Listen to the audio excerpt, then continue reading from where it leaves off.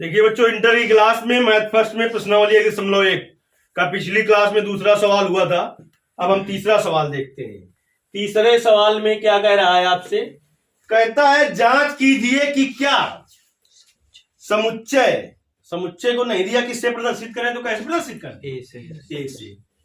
ए बराबर 1, 2, 3, 4, 5, इसी को देख के जान गए हैं इस शर्त से कार्य करेंगे कि युग्म से कार्य करेंगे। कैसा समुच्चय है? परिमित समुच्चय है, तो युग्म से कार्य किया जाएगा, युग्म से कार्य किया जाएगा। में आर बराबर क्या है?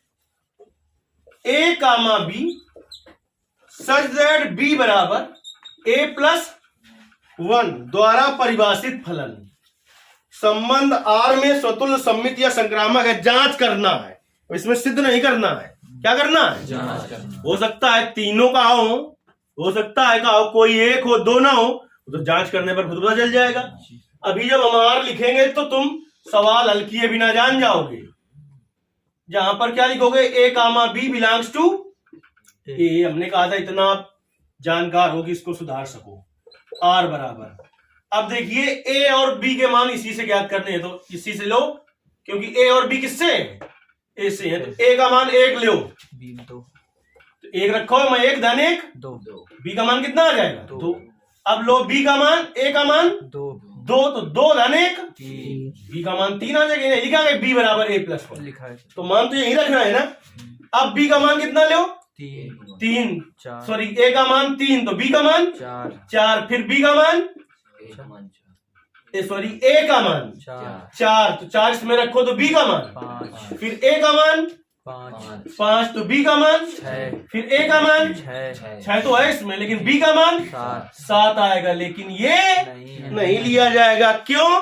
क्योंकि ये जो है 6, 7, 6 और 7 जो है 7 ए में मिलेगा क्या? नहीं मिलेगा ना, इसलिए ये नहीं लिया जाएगा। इतना हो गया यार आपका। अब देखिए ट्रिक मैंने क्या सिखाई थी स्वतुल्य में। सवाल हल करने के पहले 1 सेकंड में देख लीजिए। हमने कहा था जितने युग्म हो उतने हैं, यहाँ पर 1 से उठाओ, तो 1 कामा 1 इसमें है क्या? नहीं है। अगर 1 कामा 1 होता तो फिर देखते 2 कामा 2 है क्या इसमें? नहीं है। तो 1 कामा 1 नहीं, तो स्वतुल्य संबंध नहीं है। हमने कहा था स्वतुल्य में पेन चलाना है समुच्चय से, सम्मित और संक्रामक में पेन चलाना है सम्मित में। हमने कहा था पहला युग्म उठाइए इसका, ये जो लिखे हैं ये क्या है? अवयव, और ये क्या है? युग्म। ये क्या है? युग्म। समुच्चय में जो लिखे होते हैं वो होते हैं अवयव, संबंध में जो लिखे होते हैं वो होते हैं युग्म। तो हमने कहा था स्वतुल्य में पेन कहां से चलाओगे? समुच्चय के अवयव से। और 1 उठाओ तो 1 कामा 1 इसमें मिलना चाहिए यार में। अगर 1 कामा 1 मिल जाता तो 2 कामा 2 देखते, तो 1 कामा 1 नहीं मिल रहा है तो स्वतुल्य ना हुआ। सम्मित में हमने कहा था पहला उठाओ, 1 कामा 2 है, इसका पलटा यानी उल्टा क्या होगा? 2 कामा 1। अगर इसी में मिले तो सम्मित संबंध है, तो 2 कामा 1 इसमें है क्या? नहीं है। तो ये ना स्वतुल्य है ना। अब बारी आई संक्रमक। 1 कामा 2 और 2 से मिलता हुआ उठाओ, 2 कामा 3, तो फिर आना चाहिए 2 2 से कट के 1 कामा 3, 1 कामा 3 है क्या इसमें? तो ये संबंध ना तो स्वतुल्य है, ना सम्मित और ना ही बहुविकल्पी प्रश्न है। तो आप जैसे ही देखेंगे 2-3 सेकंड में आप सही आंसर में पहुंच जाएंगे। लेकिन अगर हल करके नंबर लेना है तब देखिए कैसे करेंगे। स्वतुल्य संबंध, तो हमने कहा स्वतुल्य संबंध में पेन तुम्हें कहां से लाना है बेटा? कहां से लाना है? समुच्चय का पहला अवयव लीजिए, जो है पहला 1 तो है, फिर लिख दो 1 बिलोंग्स टू आर, लिख दो बिना सोचे। फॉर यूरी 1 belongs to A, 1 belongs to A. अब देखिए 1 कामा 1 आर में है नहीं है, तो क्या गया? Not belongs to. क्या गया? अगर अपरिमित समुच्चय पर कार्य कर रहे होते, शर्त पर कार्य करते होते, तो हमें सूत्र लिखना यहाँ जरूरी था। अब इसमें सूत्र लिखे चाहे ना लिखे चाहे यहां से क्या लिख देंगे? implies that आर समुच्चय ए में स्वतुल्य संबंध नहीं है। स्वतुल्य संबंध नहीं है। बताओ कितना कठिन है? अब देखिए सम्मित संबंध प्रकार करते हैं। सम्मित संबंध में हमने कहा ऐसे पेन चलाना भैया, संबंध से पेन चलाना है। संबंध का पहला युग्म लिखिए 1, 2 belongs to or implies that, उल्टा लिख दो 2, 1 बिलोंग्स टू आर, जहां पहले लिख डालो पूरा 1, 2 बिलोंग्स टू ए। अब देखिए 2, ए बिलोंग कर रहा है आर में, यानी 2 में है, सॉरी आर में है क्या 2, 1 नहीं है, नॉट बिलोंग्स टू। तो अब अगले युग्म पर कार्य करने की कोई जरूरत नहीं है, करोगे भी तो उतने नंबर मिलेंगे, और टाइम क्या फायदा बर्बाद करने से। तो यहां पर लिख देंगे इम्प्लाइज दैट आर समुच्चय किसमें, ए में, सम्मित संबंध नहीं है, सम्मित संबंध नहीं। ये क्या हो गया आपका। अब बात आएगी संक्रामक, या जिसे कहते हैं संक्रमक संबंध। तो क्या लिख रखा है उसने, संक्रामक की संक्रमक, संक्रामक संबंध में देखिए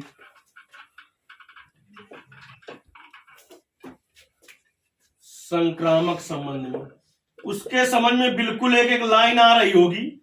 इसने तीनों संबंध पहले पढ़ रखे हैं, कौन कौन से, स्वतुल्य, सम्मित और संक्रामक। तीनों के लिए हमने अलग अलग वीडियो दिया है, और जिसको ये आ रहा है तो समझ लीजिए 5 नंबर की ओर जा रहा है, क्योंकि तुल्यता संबंध उसे आ जाएगा, क्योंकि उससे ही तुल्यता संबंध कहते हैं जो क्या हो, जो संबंध स्वतुल्य हो, सम्मित हो और संक्रामक हो, उसे क्या कहते हैं। चलिए इसके संक्रामक संबंध पर भी किससे काम करते हैं, संबंध से। संबंध का पहला युग्म उठाइए 1, 2 और दूसरा 2 से उठाइए 2। तो इसमें देखिए 2 से शुरू होने वाला क्या है, 3।